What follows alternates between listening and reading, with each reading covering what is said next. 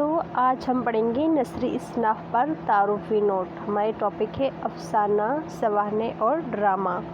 یہ topic class 10th اور 12th میں آئے ہوئے کوشچن پیپر سے لیا گیا ہے۔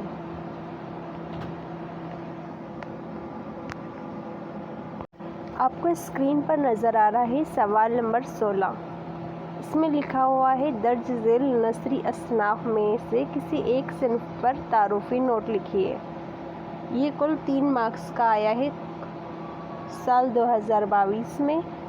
اس کا فرسٹ ٹاپک ہے افسانہ، سیکنڈ ڈرامہ اور تھرڈ سوانح۔ تو ہم اسی ٹاپک پہ ویڈیو بنا رہے ہیں۔ ہمارا پہلا ٹاپک ہے افسانہ۔ افسانہ 20ویں صدی کے آغاز کی پیداوار ہے۔ ابھی چل رہی ہے 21ویں صدی۔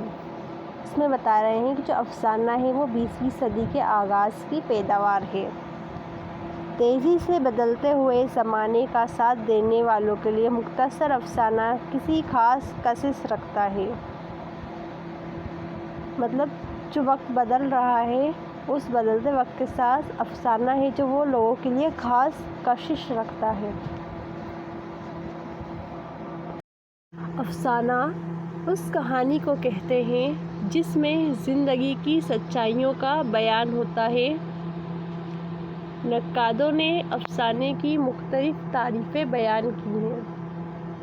افسانہ کسے کہتے ہیں؟ افسانہ اس کہانی کو کہتے ہیں جس میں زندگی کی سچائیوں کا بیان ہوتا ہے۔ نقادوں نے اس کی مختلف تعریفیں بیان کی ہے۔ ایک نقاد نے کہا ہے کہ افسانہ ایسی نثری تخلیق ہے جو ایک ہی نشست میں پڑھی جا سکے۔ کیا کہا ہے ایک نقاد نے کہ افسانہ ایک ایسی نثری تخلیق ہے جو ایک ہی نشست میں پڑھی جا سکے، مطلب ہم ایک ہی بار میں پوری کہانی کو پڑھ لیں۔ ایک اور نقاد کا کہنا ہے کہ افسانے میں بنیادی چیز وحدت تاثر ہے۔ کیا ہے بنیادی چیز؟ وحدت تاثر ہے۔ نقادوں کا یہ بھی کہنا ہے کہ افسانوں کے کردار ہماری زندگی اور تجربوں سے مطابقت رکھتے ہوں، مطلب جو افسانہ ہو اس کے کردار ایسے ہوں وہ جو ہماری زندگی اور ہمارے تجربوں سے مطابقت رکھتے ہوں۔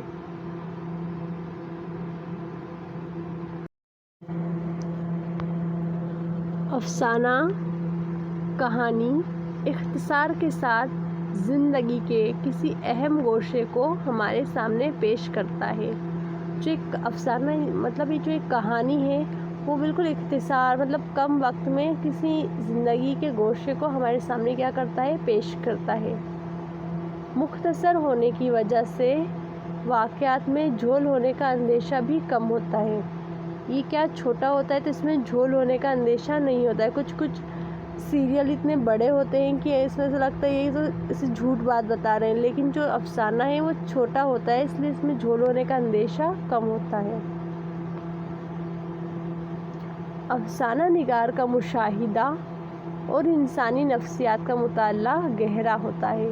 جو افسانہ نگار ہے اس کا جو مشاہدہ اور جو انسانی نفسیات ہے اس کا جو مطالعہ وہ کیا ہوتا ہے؟ گہرا ہوتا ہے۔ وہ بہت کردار کو، مکالمے کو، ہر چیز کو بہت زیادہ سوچ سمجھ کر تحریر کرتا ہے۔ اردو کے اہم افسانہ نگاروں میں پریم چند، علی عباس حسینی، سعادت حسن منٹو، عصمت چغتائی اور راجندر سنگھ بیدی، کرشن چندر، غلام عباس، قرۃ العین حیدر اور انتظار حسین کے نام لیے جا سکتے ہیں۔ ان کے بعد نئے افسانہ نگاروں کی ایک بڑی تعداد بھی ہمارے سامنے آ چکی ہے۔ اردو کی ادبی اصناف میں افسانے کا مرتبہ بہت بلند ہے۔ بہت سے اردو افسانہ دنیا کے مختلف زبانوں میں ترجمے کیے جا چکے ہیں۔ کیا ہے جو اہم افسانہ نگار ہیں ان کے نام ہیں اور بتایا گیا ہے کہ جو اردو کی ادبی اصناف میں افسانے کا جو مرتبہ ہے اب وہ بلند ہے، اور بہت سے اردو افسانے ایسے ہیں جس کا ترجمہ دنیا کی الگ الگ زبانوں میں کیا جا چکا ہے۔ آج کا ہمارا دوسرا ٹاپک ہے سوانح۔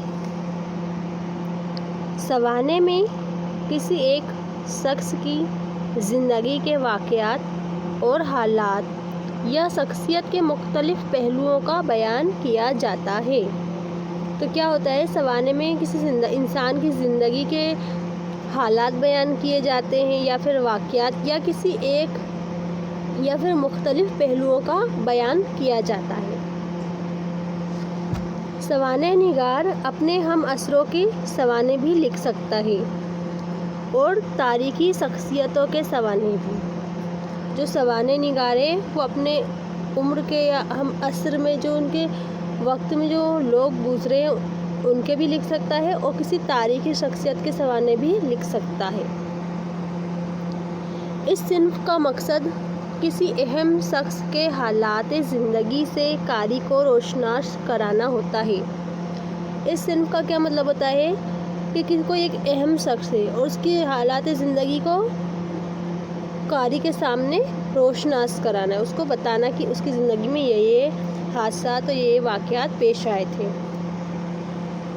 اس سلسلے میں وہ شخص کے ساتھ ساتھ اپنے ہم عصروں کا حال بھی لکھ سکتا ہے، وہ ان کے ساتھ ساتھ ان کے دوست، ان کے وقت کا بھی اس حال لکھ سکتا ہے اور اس زمانے کے سیاسی، سماجی اور معاشرتی پہلوؤں پر بھی روشنی ڈال سکتا ہے۔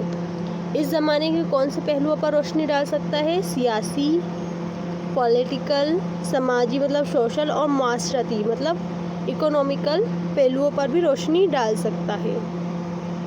ہمارے یہاں مولانا حالی اور شبلی نعمانی نے سوانح نگاری کا سلسلہ شروع کیا، مطلب اردو میں سوانح نگاری کا سلسلہ حالی اور شبلی نعمانی نے شروع کیا۔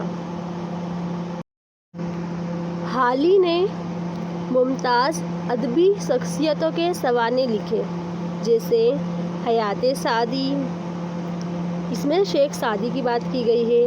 یادگار غالب، اس کے اندر غالب کی زندگی کے بات کی گئی ہے۔ حیات جاوید، اس میں سر سید کے حالات بیان کیے گئے ہیں۔ شبلی نعمانی نے سیرت النبی، سیرت النعمان، غزالی، المامون اور الفاروق جیسی سوانحی کتابیں لکھی ہیں۔ شبلی نے سوانح نگاری کے ذریعے اسلاف کی علمی اور ادبی اور مذہبی زندگی کو مؤثر انداز میں پیش کیا ہے۔ اس کے بعد ہمارا تھرڈ ٹاپک ہے ڈرامہ۔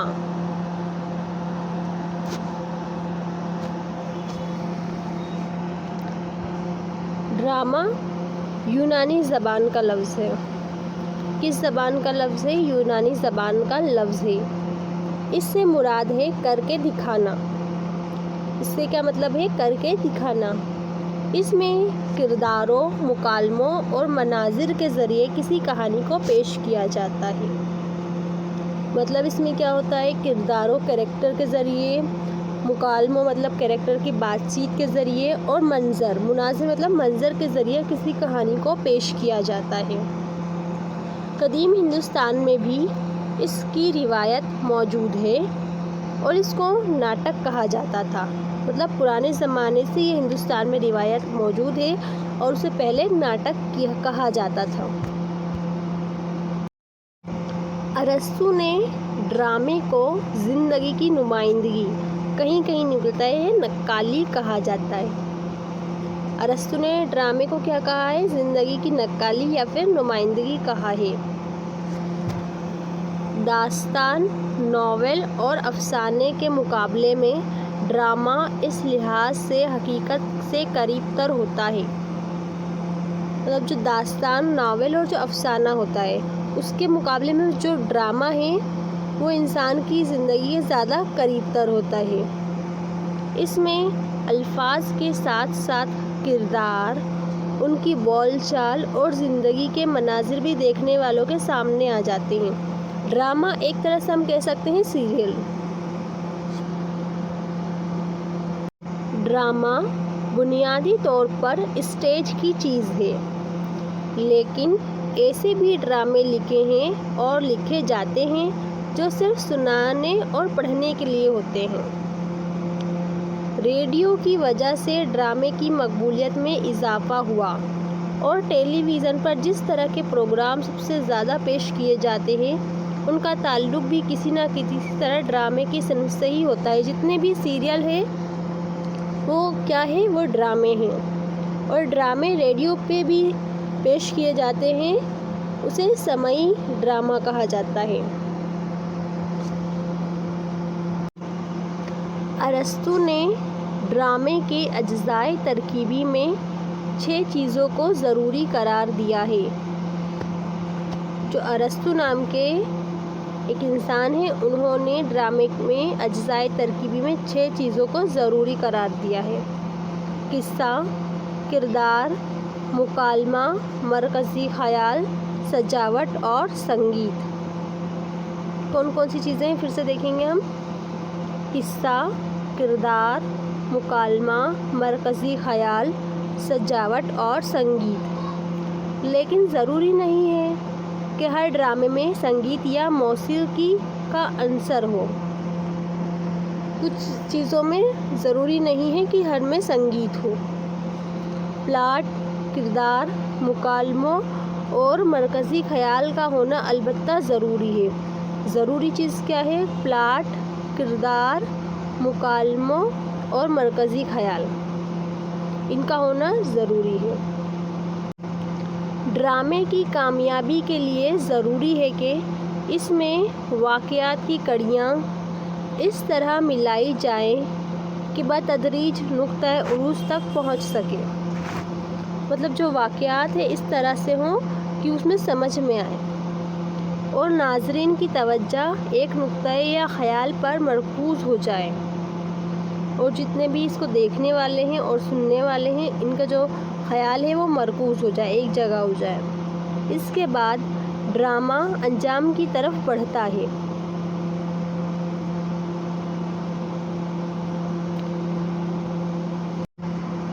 واقعات سے جو نتیجہ برآمد ہوتا ہے وہ انجام کے ذریعے پیش کر دیا جاتا ہے. جو سب سے آخری میں جو نتیجہ ہوتا ہے اسے انجام کے ذریعے پیش کیا جاتا ہے.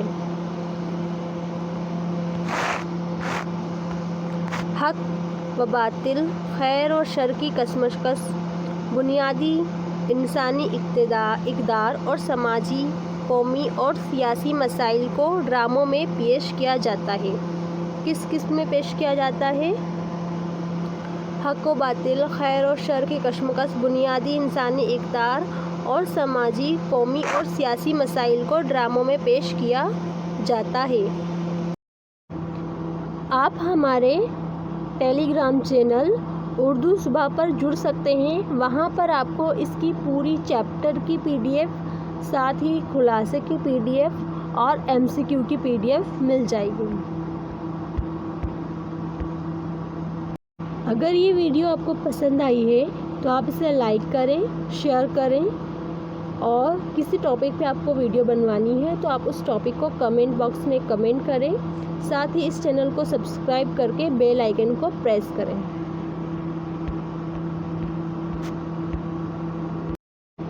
اس ویڈیو کو آخری تک دیکھنے کے لیے تھینک یو، شکریہ.